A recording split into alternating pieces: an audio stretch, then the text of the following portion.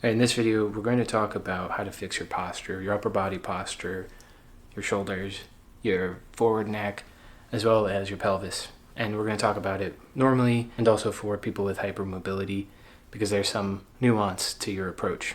The solutions are very simple, very easy to do, and I think that's important to understand because if the solutions aren't really easy and simple and accessible and free, then they're not really solutions. Then you don't have the right understanding of how these things work.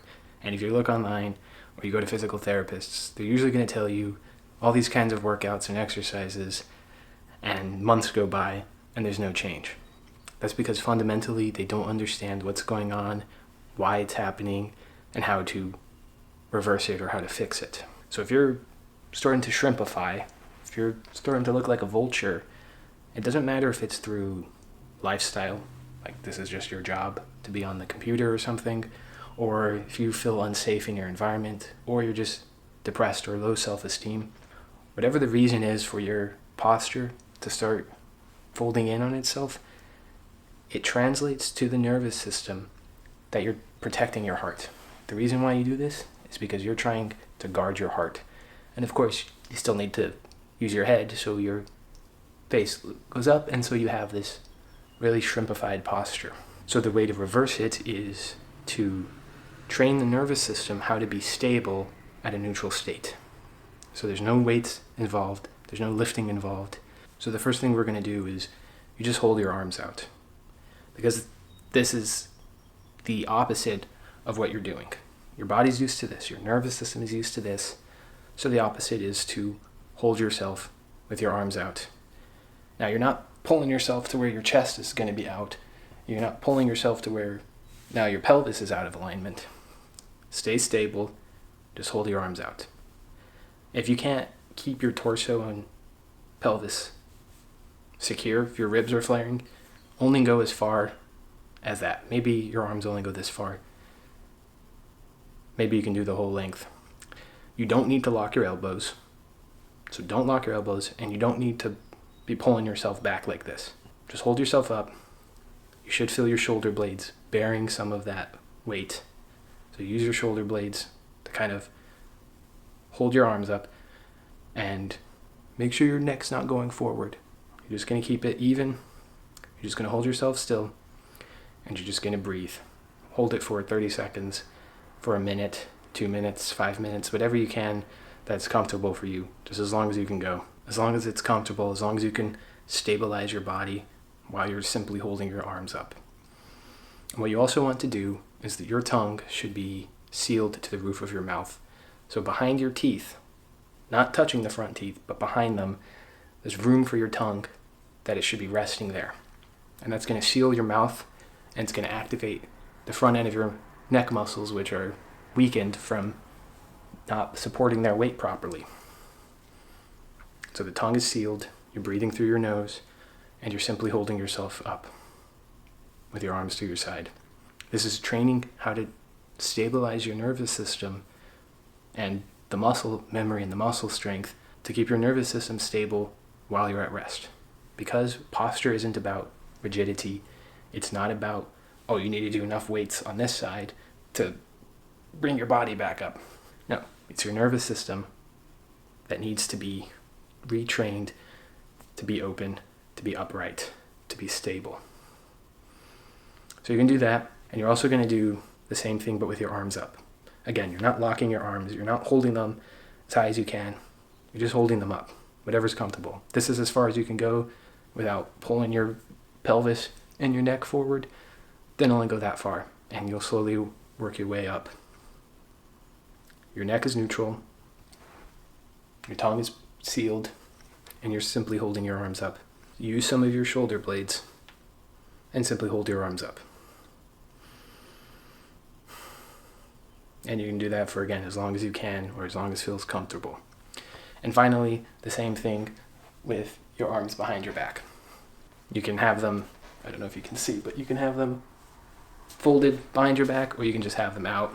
Same thing, you're stable, your neck's back, your tongue is sealed, so you're breathing through your nose, and your neck muscles are activated. Don't lock your arms, you're not holding them as far back as you can.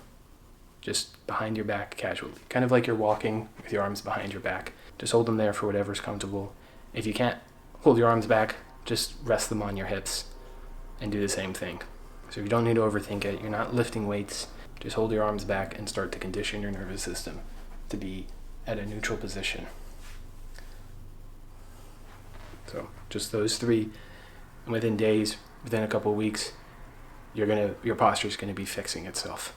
Posture is not something you need to be thinking about. If your nervous system is properly stabilized and you have the muscle memory for those areas, it's not something you think about. It's just how your natural rest state is at. For hypermobile people, because you can fold yourself in all different kinds of directions and fold yourself into a pretzel, you need to remember not to do that. Because you're hypermobile, what you need to do is slow down. You're hypermobile, so you need to reduce your mobility. You need to stabilize your mobility, right? So again, because you can fold your arms backwards, because you can bend your elbow in a negative degree, don't do that. It's just the same thing, but be more aware that you're not holding yourself too far. You want to stabilize yourself, and you want to train the muscle memory to not throw yourself into different contortions just for basic activities, right? Think of it like this. Just because your ligaments allow you to bend your arm and move in different ways, you still have all this wiring, your fascia, your lymphatics, your muscles, your veins and arteries. Think of them like hoses. If you're bending yourself out of place just because your ligaments can, you're still pinching, you're still creating a cinch within your wiring, within your hoses, within that piping. So just like a hose, if you pinch it, water's not going to go through. So you're going to cut off all your supply of circulation, and that's going to lead to swelling and pain, and you can damage your muscles as well, moving them around. So because you don't have the proper kind of ligament and connective tissue, you need to use muscles and muscle memory to stabilize yourself. So for hypermobile people, it's also your day-to-day stuff that you need to be more aware of, right? If you're going to go grab something, don't twist around, slow down and do it, because hypermobile people also have an overactive nervous system, so it's very easy for them to get super stressed and forget about their body, and their body's going to get thrown into a pretzel just to do basic things, and then by the end of it, you've cut off all your circulation, so you're going to have all this swelling build up, because like a hose, the pressure's still going, it's just disconnected, and that causes all these blockages, which causes all of this swelling and pain and inflammation, which dries up the stress that hypermobile people are already under a lot of. So for them, even more so, you're also training the muscle memory. So what could be a good practice, instead of only holding your arms out, move them up and down slowly. You want to train the muscle memory to stabilize, to train that nervous system so it's not in reaction just throwing itself as hard as it can. Slow down, breathe, and just do the movements a little bit more dynamically. Again, you don't need to fold yourself as hard as you can. You're not pulling yourself across the entire world. You're just very gently, casually, while breathing, while the tongue is sealed, while your neck is back. So you're not, remember, don't do anything that's going to throw your neck forward. Keep it stable when you do these movements, when you do this routine, and then throughout your day-to-day, especially for hypermobile people, you have to remember that. Now, for people that work out a lot, or athletes lifting heavy weights, stop doing that until you fix your posture. Or at the very least, reduce your workload a lot until you fix your posture. Because people with the most muscle mass, they're going to be the ones that have the most trouble fixing their posture, because there's even more weight and pressure and rigidity built into them that they're going to have too much trouble fixing your posture. If you have these bulging muscles, it's going to be that much harder. So stop working out for a bit until you can fix your posture, until you have that flexibility restored. So hypermobile people need to slow down, control their movements, control their body, control their breathing, be more somatically grounded right? Because all of this pressure, all of this stress blocks out their somatosensory signals, which is why they get hot, tired, hungry, thirsty, pain, discomfort, all of these things all at once, because those signals get blocked out when you're stressed.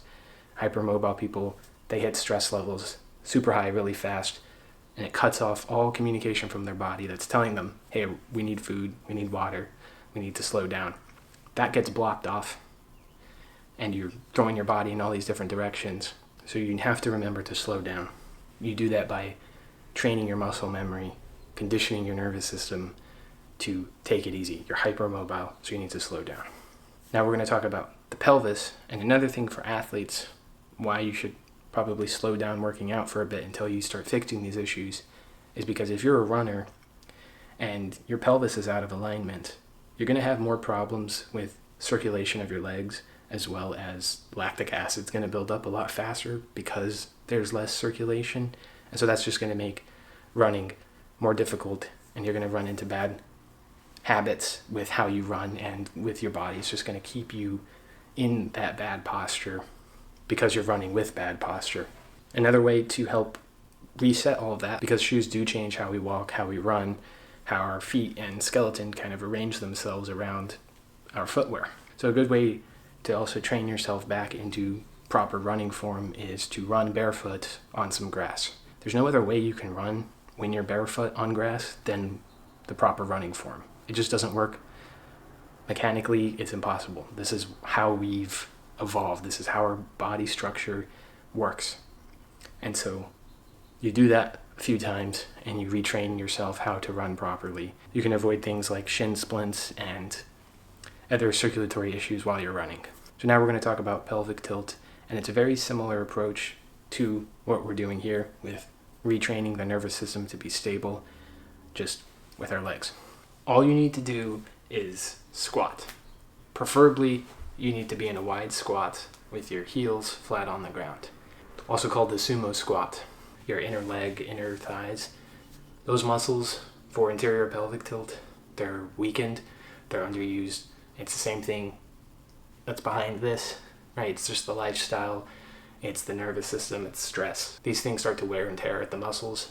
Cortisol and stress in general eats away at your muscles, especially in your hips. And so they atrophy your legs when you're stressed. So you need to strengthen them. You need to reduce that stress, restore this flexibility. This is a basic movement, a basic position that our bodies are supposed to be able to do. Part of the problem probably was from not using the bathroom squatting anymore and just general lifestyle stuff, but you should be able to sit in a squat. And so this is what you do. Same thing. Try not to bend forward into it, but sit into it pretty casually and just relax and breathe. And you're going to naturally build up that muscle memory, that stabilization of your legs and hips and inner thighs while you're conditioning your nervous system to be able to just relax and control itself at states of rest. If you can't get into a wide squat, you can lay on the floor and just lift your legs up as if you were squatting, just holding your legs up. Or you can even lay on the floor and put your feet up on the wall. Again, same thing, in the same position you would if you were squatting. Or hold on to a chair or a desk or a table or a couch if you need to support your weight. If you can't get your heels to touch the ground, you can start more narrow and again, hold something until you have the strength and flexibility of your heels and calves, and then eventually hold it like this. Some alternatives are you can do Cossack squats, which are squatting from side to side. But generally, if you can do this one works perfectly fine. Again, for hypermobile people, don't overextend. Don't try to go as wide as you can. Just sit in a neutral one. Maybe it'll take a few more minutes before you start to feel it, but just sit in a squat and give yourself a few minutes like that, and you're going to slowly build up those muscles and that stability.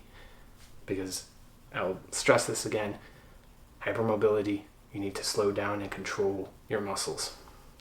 And especially when you're moving around and you're picking things up, you need to squat. Just because you can fold yourself in half to pick something up, you shouldn't do that. Squat down to pick something up, slow down, control your muscles, control your movements, and then you can get up. That's really all there is to it. Posture is not some secret hidden thing you have to figure out. It's not some special routine. It's very simple movements that are in the opposite that your nervous system's conditioned itself to understand. As I always say, the nervous system, you need to think of it the exact same way as a plant. It doesn't matter if you're a tree, it doesn't matter how strong and big your trunk is or how you've grown.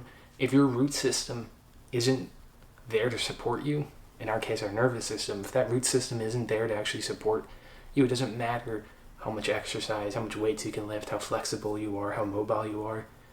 You need to have strong roots, and for us that's our nervous system.